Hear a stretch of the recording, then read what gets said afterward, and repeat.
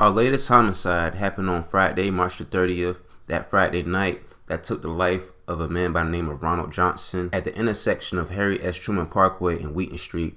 Ronald Johnson was found shot dead inside of the car, and also another 30-year-old man was injured from the crash, not the shooting. But police actually believe they caught the suspect. Police say Ernest Levon Patterson turned himself in on Sunday afternoon.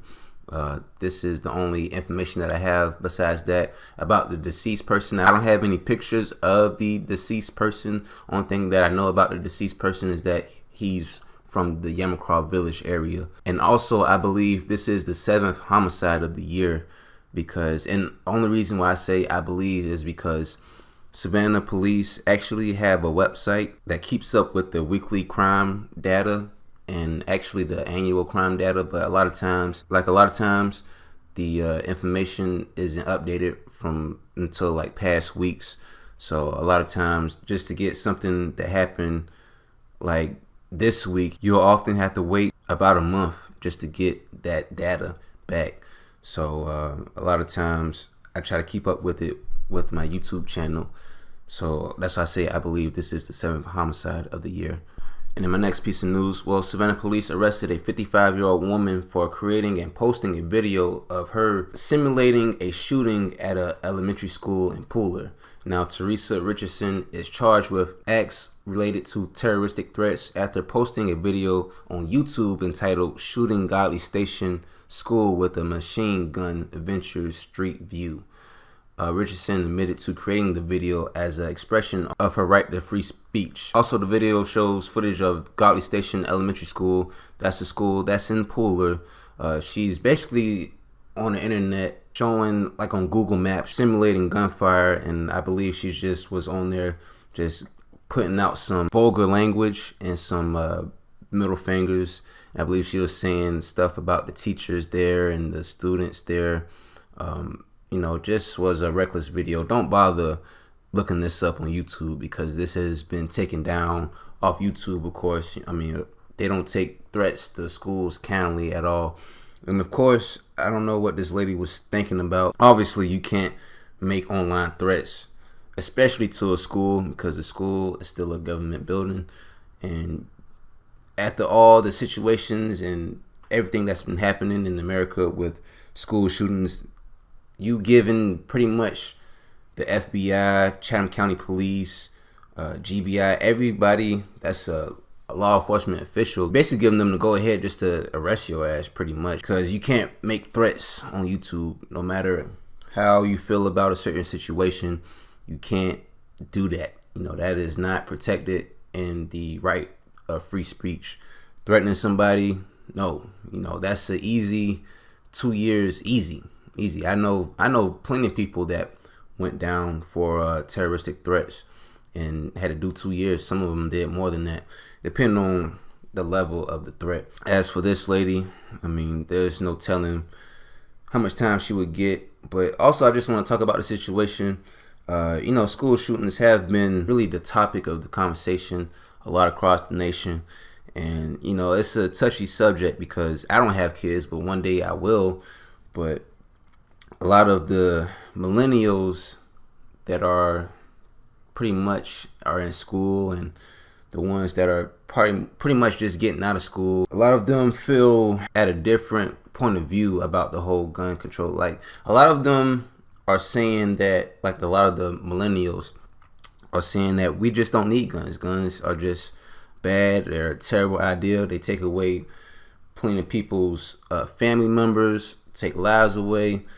But on the other hand, the NRA, see, this is the NRA explanation about this. How the NRA feels is like, okay, the NRA will say, well, people get killed in car crashes more every year. What are we gonna do? Start banning tire wheels? I mean, that's not a good comparison, but that's what they're kind of really saying. Like, well, if you're gonna ban this or put a hold on this, and what they're gonna do, they're probably gonna start banning automatic firearms pretty soon. So if you don't already have a firearm, I mean, you might want to have to get one. I'm not trying to boast gun sales or not anything, but I just promote self-defense at all costs. You know, you definitely want to protect yourself at all times. And with somebody having a gun inside of a school that they're not supposed to have one, you should have like a resource officer or some type of officer, whether it be an undercover officer or what, you know, have that person or persons inside the school or outside the school just have an alert. A lot of things, or some other things I think that would help out with gun control, mainly in the schools. I would say like the metal detectors, maybe you should have those. Also, maybe just a little bit more increased security, because pretty much in every school there's probably about one resource officer. I hate to say it, but a lot of the school shootings, a lot of those that I've seen across the nation, across the USA, a lot of those schools that has been shot up, they come from schools that you wouldn't expect would get shot up, like the Parkland shooting. Nobody would believe a place, a little small town just above Broward County would have mass casualties of students. Same thing with different other schools across the USA. It comes from unexpected places. If she would have actually acted through this, there wouldn't have been any telling what damage could have been done. So I'm glad this person with this ideal was taken off the street and arrested. Maybe she can get her head right. And in my last piece of news, well, actually Tim Quarterman has actually signed back to the Houston Rockets after he first initially signed a 10-day contract, but that contract was later extended to a 2-year deal. Now after the first year, he can sign to anybody else. He won't be a free agent. He'll still be signed with the Houston Rockets, but he'll be eligible to leave if he wants to after the first year. And I didn't really notice this until I got back home, because, you know, obviously I do work. And I got back home, I was checking out my videos, and I was seeing that a lot of people were responding to my Tim Quarterman videos that I did like a long time ago.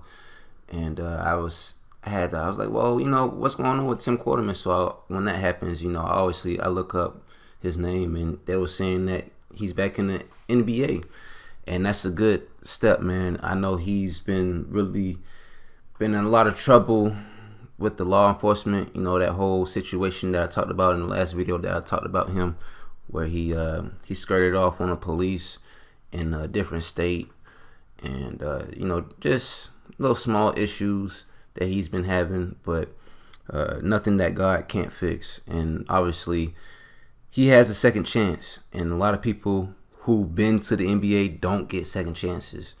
And this is something that I'm pretty sure Tim Quarterman is learning from as we speak, and hopefully we'll see him in action, man. I mean, Houston Rockets, I think they got like the best record in the league right now, so he's on a good team.